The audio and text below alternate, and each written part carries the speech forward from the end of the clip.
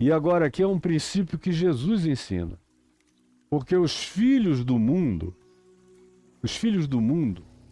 da sociedade humana, e aonde existem todo tipo de malandragens, de espertezas e de erros e de equívocos, os filhos do mundo são mais hábeis, são mais perceptivos, são mais inteligentes, são mais rápidos, são mais lógicos e objetivos nas decisões que precisam tomar para sua autopreservação no seu ambiente de vida e de sobrevivência. Sim, são mais hábeis na sua própria geração do que os filhos da luz. E aqui ele está fazendo uma alusão aos fariseus, aos seus escribas, que se auto-intitulavam filhos da luz, mas davam soco em ponta de faca até o fim. É o crente fanático, que é inconversível, que é imutável, que insiste no erro até a morte, que não se enxerga, que é perseverante na sua maldade até o fim e morre no seu pecado e na sua idiotice.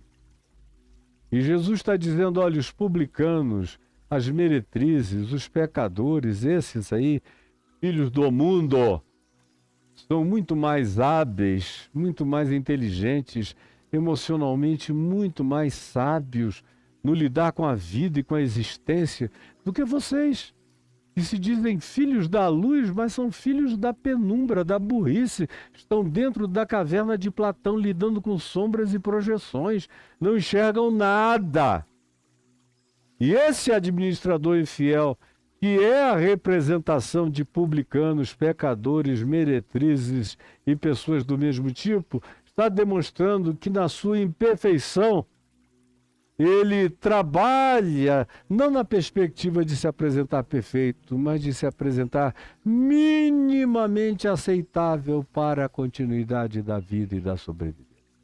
Minimamente aceitável para a continuidade da vida e da sobrevivência. Aí Jesus agora fala no verso 9, é Jesus falando. Preste atenção, é Jesus falando. Veja como Jesus não tem nenhuma afetividade pelo perfeitinho. Não busca perfeitinho, senão ele não teria chamado Pedro, Tiago, João, André, Bartolomeu, Judas Tadeu, Judas Iscariotes, Judas filho de Alfeu. Não teria chamado nenhuma dessas pessoas, nem Paulo, nem eu. Muito menos eu não teria chamado. É porque o negócio dele, e eu soube disso desde criança, não era com os perfeitos, mas com os pecadores capazes de metanoia, de arrependimento, de transformação da mente, da instauração de uma nova plataforma de pensamento, de aquisição da mente de Cristo dentro da própria relatividade humana. Aí é Jesus no verso 9 dizendo, e eu vos recomendo. É Jesus recomendando aos discípulos e a quem interessasse-se pelo que ele tivesse a dizer naqueles dias e hoje. E eu vos recomendo das riquezas de origem iníqua. E deixa eu fazer um parêntese aqui. Porque não existe riqueza que não tenha origem iníqua. Não existe essa riqueza. Preste atenção. Preste atenção. Toda riqueza tem origem iníqua. Para que eu acumule alguma coisa, como os bens da terra são limitados, ela não cresce à medida que eu tiro, ela não aumenta à medida que eu saco, para que alguns tenham mais, outros têm menos. Segunda coisa, toda riqueza é de origem iníqua, porque ela parte do pressuposto do egoísmo, vinculado à propriedade privada. A eu dizer, isso aqui é meu, a terra é do Senhor. Esse planeta está aqui existindo há 4 bilhões e 500 milhões de anos. Já houve uma quantidade enorme de vidas que habitaram aqui milhões, milhões, milhões, bilhões de anos. Algumas foram extintas por cataclismos, por meteoros, por dilúvios, por vulcões, por erupções do magma da Terra. Já houve civilizações, inclusive humanas ou humanoides, que nos precederam e que foram sepultadas no dilúvio, como fica cada dia mais claro pela arqueologia e pela antropologia mais moderna, pelos achados mais recentes. Nós somos apenas um grupinho que surgiu, começou a se organizar de 5.000 anos para cá, é um negócio muito novo, a gente ainda está na fralda da civilização humana e já conseguimos fazer toda essa miséria que nos cerca, para você ver como nós somos pecadores horrorosos. É só ver o fruto da obra dos humanos que ninguém tem dúvida de que todos pecaram e todos carecem da glória de Deus. Pois bem, o Senhor Jesus, no verso 9, diz: e eu vos recomendo, na relatividade de vocês, aprendam a usar aquilo que já nasceu torto, doente. São as riquezas.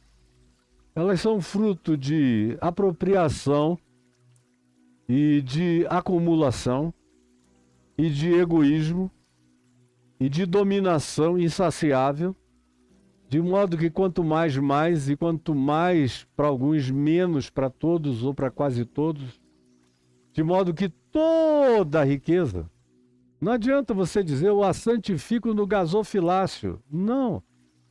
Você a adquiriu de maneira iníqua, sem nem perceber, porque tem um monte de convenções sociais na nossa sociedade que fazem você pensar que o nosso dinheiro iníquo é a coisa mais honesta desse mundo, mas não há dinheiro honesto nesse mundo de ninguém.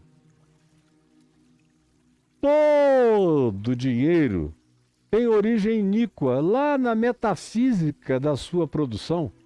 Antes de haver o elemento de representação monetária, quando a gente ainda estava trocando bens na primitividade, já era algo de barganha, de origem iníqua. Eu tenho, se eu tenho e ele precisa muito, eu vou dar menos para ele, demandar mais dele para conseguir pegar o que eu tenho a oferecer. Está presente na natureza negocial da nossa perversidade essencial. E Jesus não tem nenhuma dúvida disso. Ele não está chamando perfeitinhos, ele está chamando pecadores ao arrependimento, à constatação e à mudança de mente. Por isso ele diz: eu vos recomendo das riquezas de origem iníqua, fazei amigos. Já que é inevitável que não tem riqueza limpa na terra, não tem. Então, deem a melhor designação que vocês puderem à riqueza que vocês obtiverem. Já que não há nenhuma riqueza de origem completamente limpa na face da terra, ela tem os pressupostos metafísicos, físicos, econômicos, sociais, da iniquidade, da dominação, da apropriação, da acumulação. E só um idiota não admite isso. Mas já que é assim, e Paulo diz em 1 Coríntios, no capítulo 6, e a gente tem que saber que é assim e fazer o melhor que a gente puder disso que a gente saiba. Do contrário, Paulo diz: teríeis que retirar-vos do mundo. E Jesus disse: Pai, eu não te peço que tu os tires do mundo, e sim que tu os livres do mal. Portanto, eu estou o tempo todo fazendo gestão de relatividades. Eu, você, todos nós, quem quer que tenha um mínimo de consciência e lucidez, precisa saber disso. Nós estamos o tempo todo fazendo gestão de relatividades. Por isso Jesus diz: eu vos recomendo, das riquezas de origem iníqua, fazei amigos. Invistam nas causas da gratidão.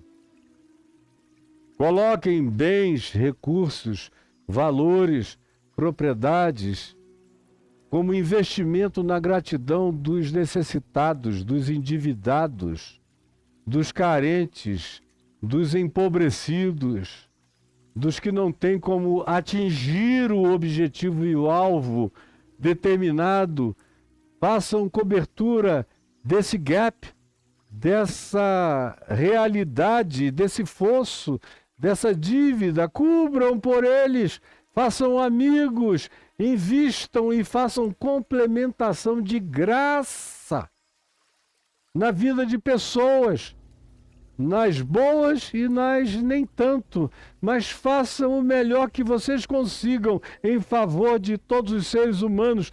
Melhor ainda quando vocês fazem isso no coração daqueles que têm um coração cheio de boa vontade e dão uma resposta de gratidão. E dão uma resposta de gratidão. Nem todos darão, mas alguns darão. Portanto, das riquezas de origem iníqua fazei amigos, para que quando estas vos faltarem, e sempre faltam, chega uma hora que elas podem acabar por razões variadas.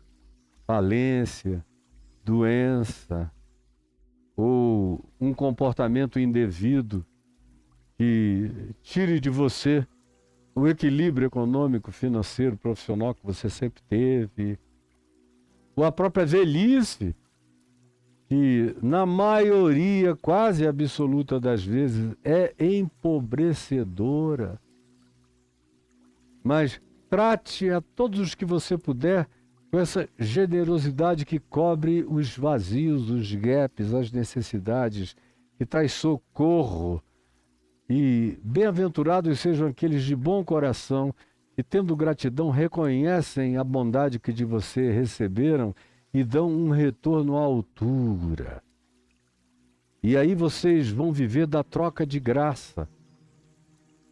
Eu estou inventando isso aqui, é claro que não, é Jesus que está propondo.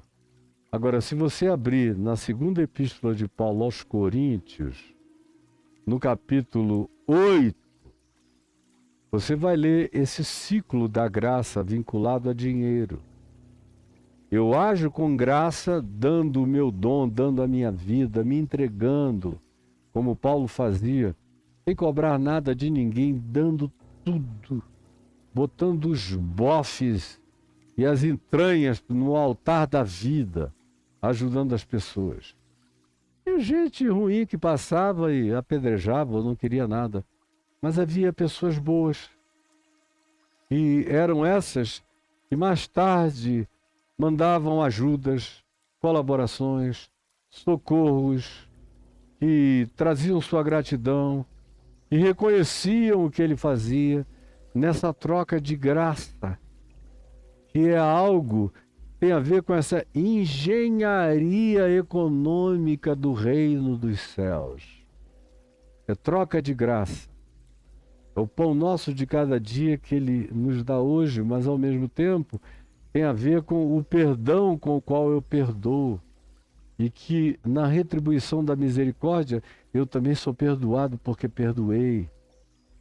E Jesus disse: dai e dar-se-vos-á.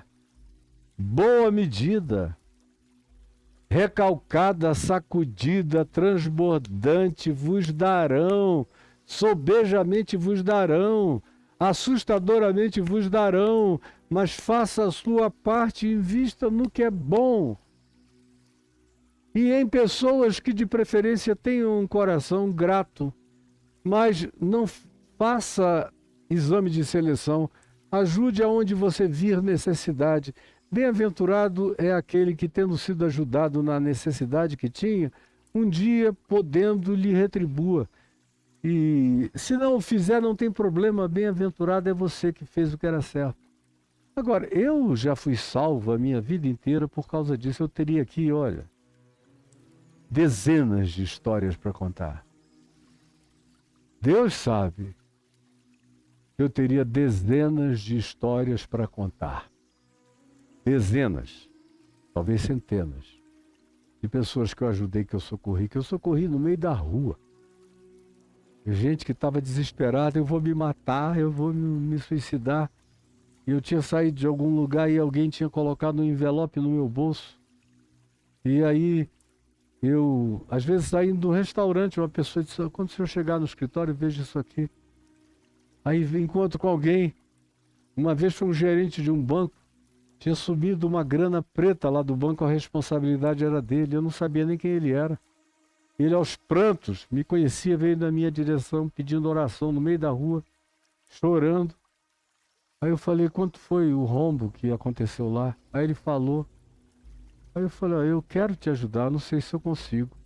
Orar, eu vou orar contigo aqui no meio da rua, e orei.